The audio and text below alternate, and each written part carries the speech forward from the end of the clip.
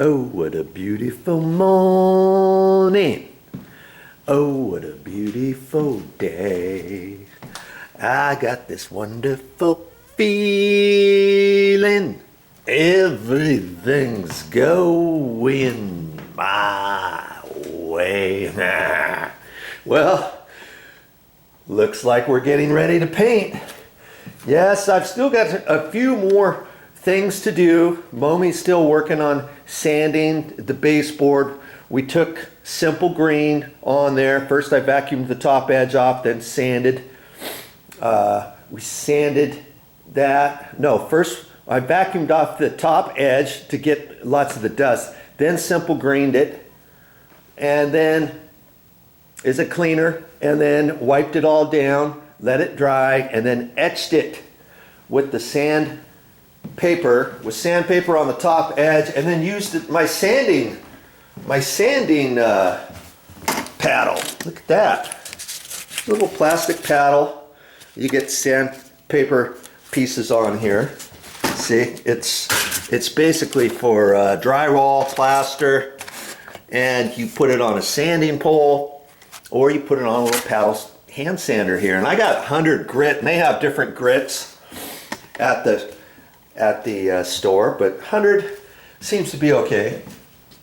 And so she's still working on that, and while she's working on that, I've been working on these doors.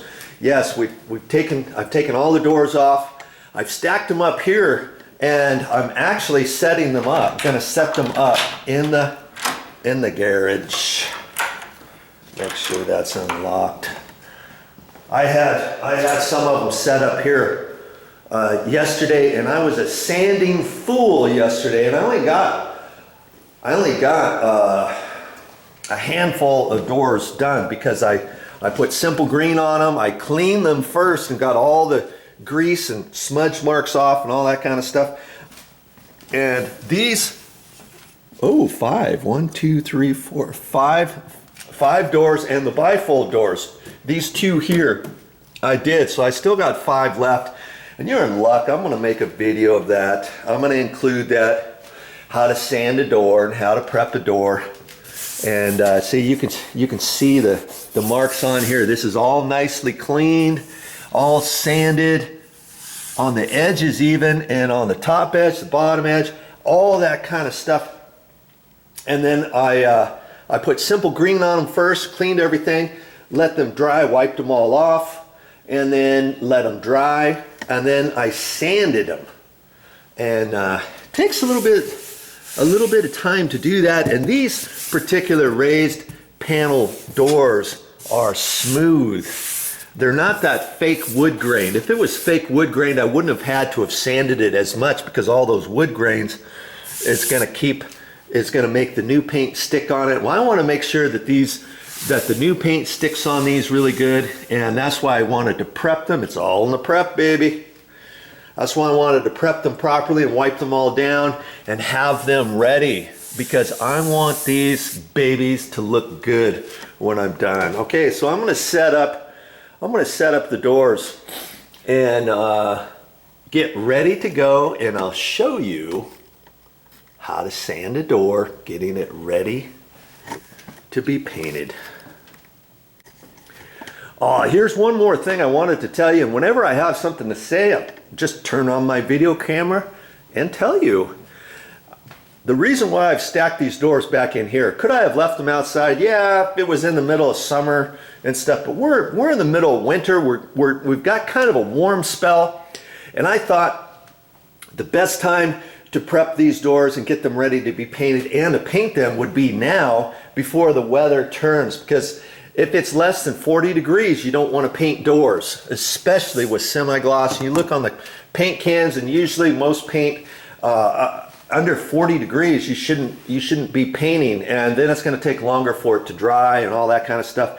And so I thought, now's the time to do it. I was initially gonna paint this whole entire condo. I was gonna start up where? Way up high, up on the ceilings. I was gonna do that first, then the walls, and the door frames, the door jambs, the baseboard and all that kind of stuff, bathrooms, all that. first, and then I was going to do the doors last, because that's how most of my jobs I'll do. That way I can get progress going. But because it's winter, and because it's going to be, it's going to be in the mid-50s for the next 3 or 4 days. And so I thought, hey, let's get this over with. That way the doors can be curing and stuff. And I wanted to leave the doors inside. We've got the heater on. That's why I didn't leave the doors all set up in here last night, because it gets probably below 30 degrees at night here.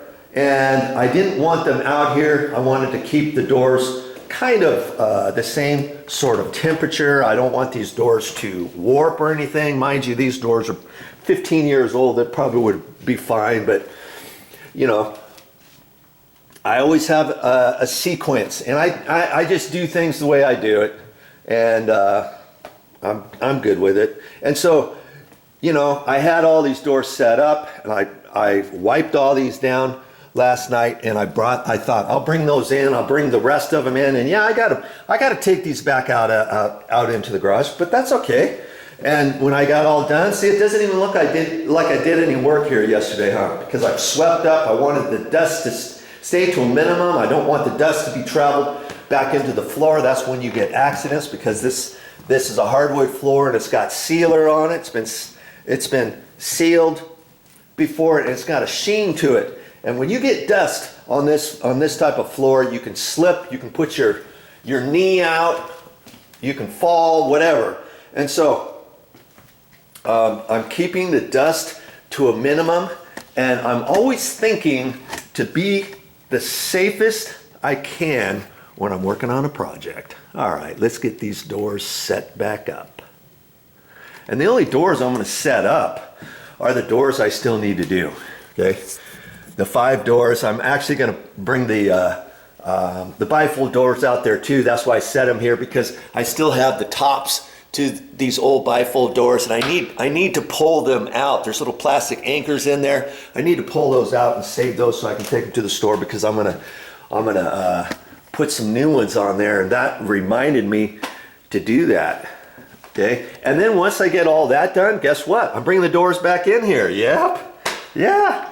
I'm going to bring the doors back in so that I can sweep up again when I'm all done and have it just like this. That way I can get this room set up in order to paint, because I'll put some craft paper down on the floor. I'm going to put screws on the bottom edge of all of these doors, and I'll show you that when I get ready for it. I'll put a little clip of that on this video or the next video on painting doors or something. And that way, when I roll these, I'm going to roll these with a mini roller, a weenie roller, but not where the grooved areas are, like this. I'll do that with a paintbrush and overlap it just a little bit, okay? But then the rest of it, I'll do with the mini roller. And you know, if I have these set down on the ground, I can't very well get the bottom edge, can I, with the mini roller?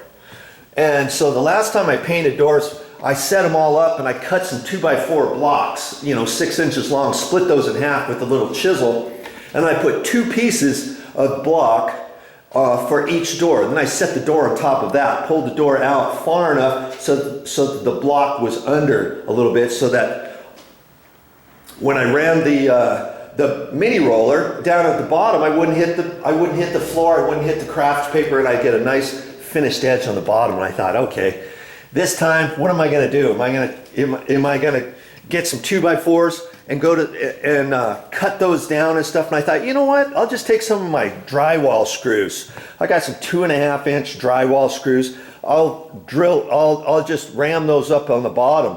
Just one screw on the bottom edge underneath, see?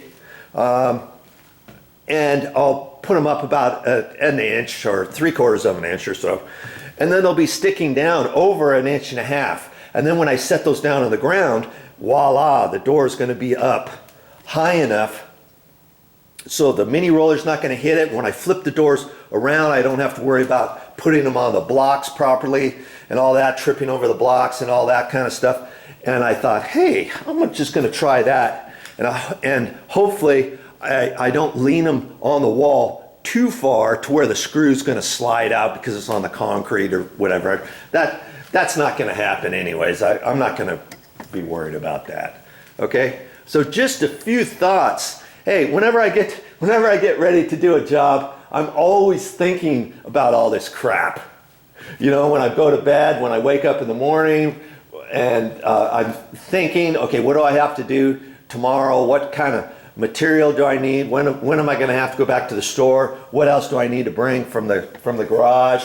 You know, tool-wise, material-wise, whatever I have, all that kind of stuff. It's just, I don't know. It's just something I have to deal with, and you know, once I get going at the job site, everything's fine.